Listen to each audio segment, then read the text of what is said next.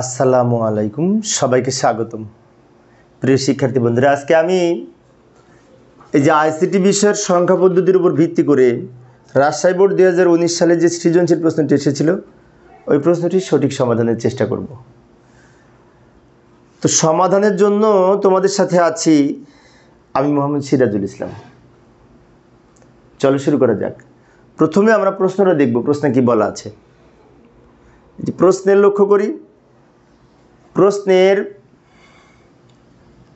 এই যে এখানে উদ্দীপকে বলা আছে, কৃষ্টি, পিয়াল ও মুক্তি সহপাঠীর বিবাহ উপলক্ষে যথাক্রমে কৃষ্টি 5D7, এটা হচ্ছে হেক্সাডেসিমাল সংখ্যা, এত টাকার। পিয়াল 750 বেজ 8, এটি অক্টাল সংখ্যা। মুক্তি 999 বেজ 10, এটি দশমিক সংখ্যা। এই টাকা দিয়ে তারা উপহার সামগ্রী ক্রয় করলেন। তিনটা সংখ্যা দেওয়া আছে তিন রকম, একটা হেক্সাডেসিমাল, একটা অক্টাল, আর একটা হচ্ছে দশমিক। এখন উদ্দীপকের আলোকে গ আর ঘ নং প্রশ্নের উত্তর দিতে হবে। তো আমরা ইচ্ছে করলে ক এবং খ এই দুটো তো উদ্দীপক ছাড়াই দিতে পারি, তাই না? ক খ উত্তর করার জন্য উদ্দীপকের দরকার হয় না। ক নম্বরে বলেছে ASCII অ্যাস্কি কোড কি? অ্যাস্কি কোড হচ্ছে এই 8 বিটের কোড অথবা 7 বিটের কোডও বলা যায় এটিকে, 7 বিট এবং 8 বিট। এই যে লক্ষ্য করি, অ্যাস্কি এর পূর্ণরূপ হচ্ছে American standard code for information interchange. American standard code for information interchange, এটি হচ্ছে পূর্ণরূপ। তো এটি হচ্ছে একটা alphanumeric code. ASCII code হচ্ছে এই যে রবার্ট উইলিয়াম বিমার এই অ্যাস্কি কোড আবিষ্কার করে এবং কম্পিউটারে বহুল ব্যবহৃত এই অ্যাস্কি কোড একটি alphanumeric code. ASCII code দুই ধরনের, অ্যাস্কি 7, অ্যাস্কি 8। অ্যাস্কি 7 ব্যবহার করে 2^7 = 128টা প্রতীক প্রকাশ করা যায়, আর অ্যাস্কি 8 ব্যবহার করে 2^8 = 256টি প্রতীক প্রকাশ করা যায়। এখন অনেক শিক্ষার্থীর মনে হতে পারে 1 মার্কসের জন্য কি এত বড় করে লিখব? না, 1 মার্কের জন্য এইটুকু লিখলেই হবে শুধু, অথবা এইটুকু আর এই আলফা নিউমেরিক কোড পর্যন্ত লিখলেই হবে। কিন্তু আমি এই প্রশ্নটা যদি আবার 2 মার্কসের জন্য আসে অথবা এমসিকিউতে আসে, সেজন্য বিস্তারিত ব্যাখ্যা দিয়েছি। এখন এই ASCII 7 হচ্ছে 7 বিটের কোড, ASCII 8 হচ্ছে 8 বিটের কোড। ASCII 7 কোডের সাথে একটা প্যারিটি বিট যুক্ত করে 8 বিটের ASCII কোড হয়, অর্থাৎ ASCII 8 কোডে একটি প্যারিটি বিট থাকে। তো আবার আমরা সেই উদ্দীপকে ফিরে এলাম। খ নম্বরে বলেছে 2 এর পরিপূরক ডিজিটাল বর্তনীকে সরল করে ব্যাখ্যা করো। অর্থাৎ 2 এর পরিপূরক পদ্ধতিতে আমরা যোগের কাজও করতে পারি, বিয়োগের কাজও করতে পারি। কম্পিউটারে একটা আইসি আছে, ইন্টিগ্রেটেড সার্কিট, নাম অ্যাডার। অ্যাডার যোগের কাজ করে, বাইনারি যোগের কাজ করে, আর পরিপূরক করে যোগের মাধ্যমে আমরা এই বিয়োগের কাজও করতে পারি। তো এইখানে ওই 2 এর পরিপূরক পদ্ধতি সম্পর্কে কিছু লিখতে হবে। 2 এর পরিপূরক কী, 2 এর পরিপূরকে কী কাজ করে, ওইটা একটু ব্যাখ্যা দিতে হবে। এটা অঙ্ক না, ব্যাখ্যা। এইভাবে লিখতে পারি। লক্ষ্য করি, সাধারণত কোনো সংখ্যাকে 1 এর পরিপূরক করে তার সাথে 1 যোগ করে যে মান পায় তাকে 2 এর পরিপূরক মান বলে। 2 এর পরিপূরক হচ্ছে কোনো সংখ্যার বাইনারি মানের সাথে কোনো সংখ্যার বাইনারি মানকে 1 এর পরিপূরকে রূপান্তর করে তার সাথে 1 যোগ করে 2 এর পরিপূরক মান পায়, তাই না? এখন 2 এর পরিপূরক মান ডিজিটাল বর্তনীকে সরল করে। কারণটা কি? কারণ 2 এর পরিপূরক ব্যবহার করে যোগের মাধ্যমে বিয়োগের কাজ করা যায়। আমরা অ্যাডারের মাধ্যমে যোগের কাজটা করতেই পারি কম্পিউটারের, কিন্তু যোগের মাধ্যমে বিয়োগের কাজটাও করা যায়। অ্যাডার খালি যোগ করতে পারে, আর কোনো কাজ করতে পারে না, বিয়োগ করতে পারে না। সেজন্য পরিপূরক করে যোগ ও বিয়োগ উভয়ের কাজ করা যায় এই অ্যাডারের মাধ্যমে। তাহলে আমরা একই সার্কিট দিয়ে যোগের কাজও করতে পারছি, বিয়োগের কাজও করতে পারি, তার নাম অ্যাডার। এটি একটি সুবিধা। কি সুবিধা? সার্কিটের সংখ্যা কমে যায় এবং জটিলতা হ্রাস পায়, এবং এটি দামে সস্তা, দ্রুত গতিতে কাজ সম্পন্ন করা যায়, যেহেতু একটা সার্কিট দিয়ে 2টা কাজ করা যায়, যোগের কাজও করা যায়, বিয়োগের কাজও করা যায়। এটাই মূলত এটার ব্যাখ্যা, যে একই সার্কিট ব্যবহার করে যোগের কাজও করা যায়, বিয়োগের কাজও করা যায়। বিয়োগের কাজ কিভাবে যোগের মাধ্যমে করা যায়? এই 2 এর পরিপূরক করে। তাই বলা যায় 2 এর পরিপূরক ডিজিটাল বর্তনীকে সরল করে। এইভাবে আমরা ব্যাখ্যাটা দিতে পারি। তো আবার আমরা সেই উদ্দীপকে ফিরে এলাম। উদ্দীপকের এইবার আমরা গ নম্বরের সমাধান করব। গ নম্বরে বলেছে উদ্দীপকে উল্লিখিত কৃষ্টি ও মুক্তির উপহার সামগ্রিক মূল্য বাইনারিতে মোট কত হবে নির্ণয় করো। তো কৃষ্টির উপহার সামগ্রিক মূল্য হচ্ছে 5D7/16 আর মুক্তির উপহার সামগ্রিক মূল্য হচ্ছে 999/10, মানে এটা হেক্সাডেসিমেল, এটা দশমিক। এখন বলছে এই দুইটা সংখ্যাকে যোগ করে যোগফল বাইনারিতে রূপান্তর করতে বলছে, অর্থাৎ বাইনারিতে না, বলছে বাইনারিতে মোট কত হবে, মানে দুইটাকেই বাইনারি করতে হবে, বাইনারি যোগ করব। বিষয়টি আবারও বলি, এটার বাইনারি মান নির্ণয় করব, এটারও বাইনারি মান নির্ণয় করব, পরে বাইনারি যোগ করব। এখন এই সংখ্যাগুলোর বাইনারি মান তো আমরা নির্ণয় করতে পারি। হেক্সাডেসিমেল থেকে বাইনারি করার জন্য এটা 4 বিট করে বাইনারি মান বসাবো, আবার এটা থেকে বাইনারি করার জন্য এটাকে বারবার 2 দিয়ে ভাগ করব, অথবা আমরা একটা কাজ করতে পারি, ক্যালকুলেটরে বের করতে পারি, তাই না? ইন্টারমিডিয়েট পরীক্ষায় কিন্তু ক্যালকুলেটর ব্যবহার করতে দেয়। তো আমরা যদি এই 5D7 এবং এই সংখ্যাটির বাইনারি মান বের করতে চাই, তো আমি একটু দ্রুত এই যে নিচে বের করে দেখাইলাম, মনে করি ক্যালকুলেটরে বের করলাম। তো 5D7 এর বাইনারি মান এইটা, এই যে লক্ষ্য করি 7 এর বাইনারি মান এইটা 0 3টা 1। আচ্ছা, ডি এর বাইনারি মান এইটা 2টা 1 0 1, ডি মানে 13, 13 বাইনারি মান এইটা, আর 5 বাইনারি মান হচ্ছে 101। এইটা হচ্ছে এই সংখ্যার বাইনারি মান। আমরা হেক্সাডেসিমেল থেকে বাইনারি মান তো নির্ণয় করতে পারি। আচ্ছা, এবার 999কে বারবার যদি 2 দ্বারা ভাগ করি, তো ভাগ শেষগুলো নিচ থেকে উপরের দিকে সাজিয়ে লিখি, এই সংখ্যাটা পাবো। এই যে 999 বাইনারি মান এই সংখ্যাটি, 5টা 1 2টা 0 4টা 1। এবার এই দুইটা সংখ্যা যোগ করব। এখন এইখানে একটি কথা আমার বলার আছে, সেটা হচ্ছে আমরা যখন যোগ করব তখন খেয়াল রাখবো এই যে 1-এর নিচে 1 ঠিক যেন লাইনে লাইনে কোনো গরমিল না হয়, কারণ এই নিচে যদি না লিখে একটু পাশাপাশি হয়ে যায় তাহলে যোগ করতে ভুল হবে। এবার যোগ করব, নিচে একটি লম্বা দাগ দিব, এই দুটো যোগ করব। লক্ষ্য করি বাইনারি যোগ, এবং বাইনারি যোগের সময় ইচ্ছে করলে আমরা ক্যালকুলেটর ব্যবহার করে করতে পারি। তবে ক্যালকুলেটর সব ক্যালকুলেটর এটা ধরবে না, কিছু ক্যালকুলেটর আছে যে ক্যালকুলেটরে আমাদের এই 9টার বেশি বিট ব্যবহার করা যায় না, কিন্তু উপরে 2 4 6 8 10 11 বিট, তো 11 বিট ধরবে না, ইএসএ ধরবে, অবশ্য এমএসএ ধরবে না। ক্যালকুলেটর ইএস ক্যালকুলেটর আছে, এটা ধরবে। এখন যোগ করব, বাইনারি যোগ, বাইনারিতে 1 আর 1 10 হয়, তাই না? 1 আর 1 কেন 10 হয়? কারণ 1 আর 1 2, 2 এর বাইনারি 10।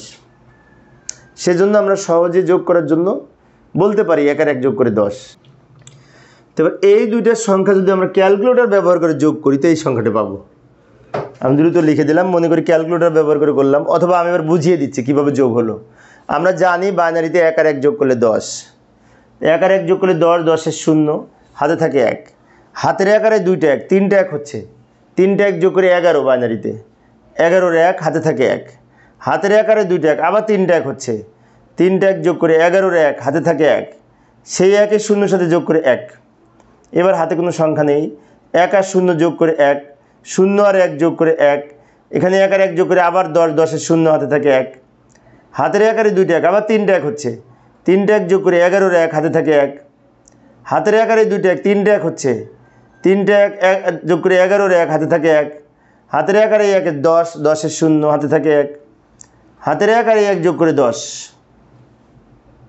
অর্থাৎ যোগ করার সময় খেয়াল রাখবো 2টা 1 যোগ করে 10-এর 0, হাতে 1 থাকবে, হাতের 1 আর এই 2টা 1, 3টা 1 হয়ে যাবে, 3টা 1 যোগ করে 11, 11-এর 1, আবার হাতে 1 থাকবে, সেই হাতের 1 এই 2টা 1-এর সাথে যোগ করে 3টা 1, 3টা 1 যোগ করে 11, 11-এর 1, হাতে থাকে 1, হাতের 1-এর 0-এর সাথে যোগ করে 1, এইভাবে আমরা যোগ করব। তো এটাই হচ্ছে যোগফল, আমাদের বলেছিল বাইনারিতে যোগ করতে। তো গ নাম্বার উত্তর শেষে আমরা আবার উদ্দীপকে ফিরে যাব। এই যে উদ্দীপকে আবার আসলাম, উদ্দীপকের ঘ নাম্বারে কি বলেছে, পিয়াল ও কৃষ্টির উপহাস ক্রয়ের মূল্য যথাক্রমে হেক্সাডেসিমেল ও দশমিকে প্রকাশ করো। অর্থাৎ পিয়ালের যে মূল্য সেটাকে হেক্সাডেসিমেলে রূপান্তর করতে বলছে, আর কৃষ্টির যে মূল্য সেটাকে দশমিকে রূপান্তর করতে বলছে। এই যে এইটা হচ্ছে পিয়ালের, মাঝেরটা পিয়ালের, তো পিয়ালেরটা হেক্সাডেসিমেল করতে বলছে, তার মানে কি এটা অক্টাল আছে, অক্টাল থেকে হেক্সাডেসিমেল করব, অক্টাল থেকে হেক্সাডেসিমেলে রূপান্তর করব, তাই না? আর মুক্তি না কৃষ্টি, এটা কৃষ্টির 5D7, এটা আবার হেক্সাডেসিমেল আছে, এটাকে দশমিকে রূপান্তর করব।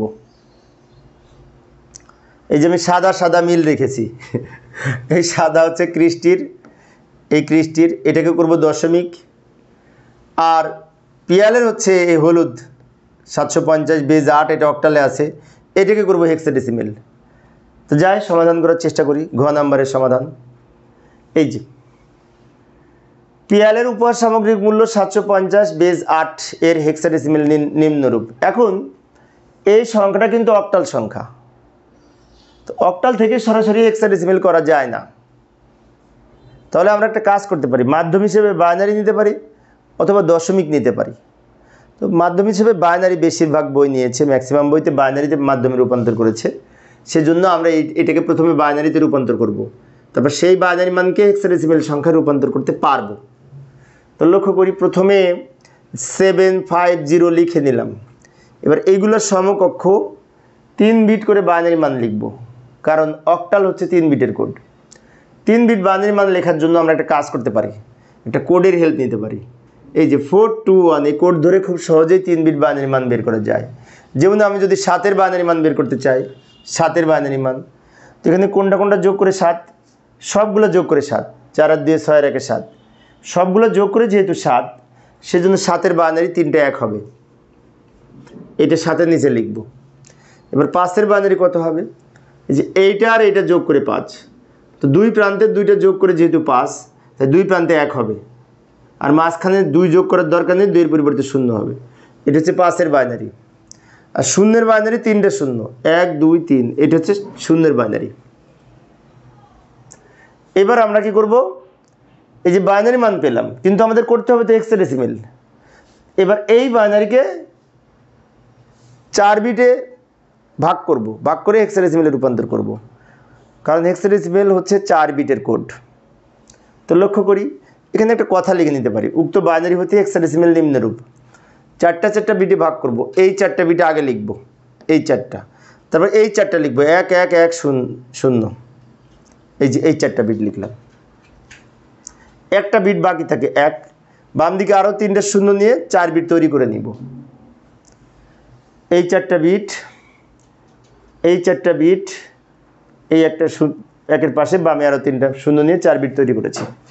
এবার এগুলোর সমকক্ষ আমরা হেক্সাডেসিমেল মান লেখার জন্য, এটা হচ্ছে 4 বিটের কোড, আমরা এই যে 8421 এই কোডের হেল্প নিতে পারি।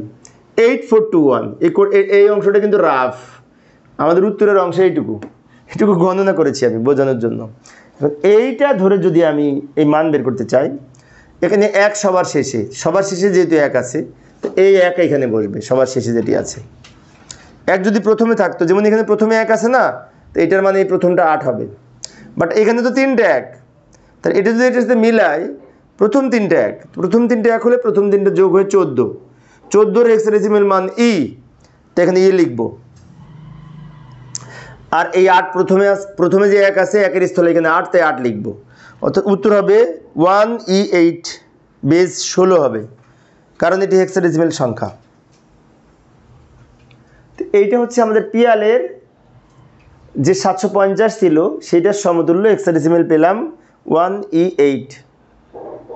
এবার আরেকটা কিন্তু ক্রিস্টির উপহার সামগ্রিক মূল্য 5D7 না কত যেন ছিল, এটা হেক্সাডেসিমেল, সেটাকে আবার দশমিক করতে বলেছিল। যাই আমরা দশমিকে রূপান্তর করব। এই যে লক্ষ্য করি, ক্রিস্টির উপহার সামগ্রিক মূল্য 5D7 বেজ 16, এটা দশমিকে যদি রূপান্তর করতে চাই, তো হেক্সাডেসিমেল থেকে দশমিকে রূপান্তর করতে হলে এই প্রত্যেকটা প্রতীককে বেজ 16 দ্বারা গুণ করব, তারপর পাওয়ার লিখব। আমরা জানি যে কোনো সংখ্যা হতে যদি দশমিক সংখ্যা রূপান্তর করতে চাই, তাহলে ওই সংখ্যার বেজ দিয়ে গুণ করব। যেমন এখানে বেজ যেহেতু 16, তাই প্রত্যেকটাকে 16 দিয়ে গুণ করব। তো লক্ষ্য করি, সমান দিব, 5 লিখব, 5কে বেজ 16 দ্বারা গুণ করব, যোগ ডি লিখব, ডিকে বেজ 16 দ্বারা গুণ করব। কিন্তু একটা কাজ করতে পারি, ডি এর দশমিক মান হচ্ছে 13, সেজন্য 13 দিয়ে আমরা 16কে গুণ করতে পারি।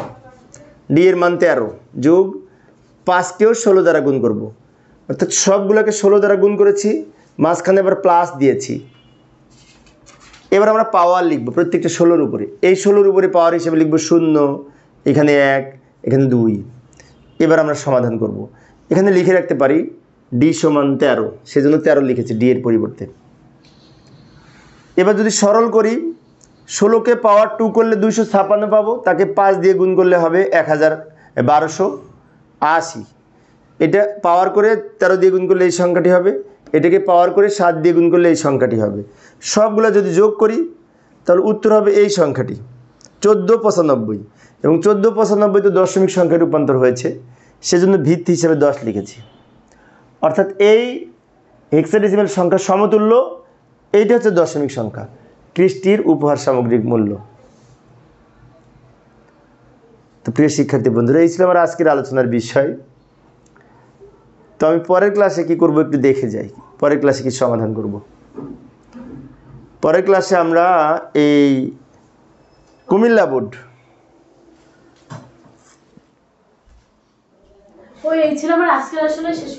হ্যাঁ সুন্দর যাক আল্লাহ বাঁচাইছে না মা।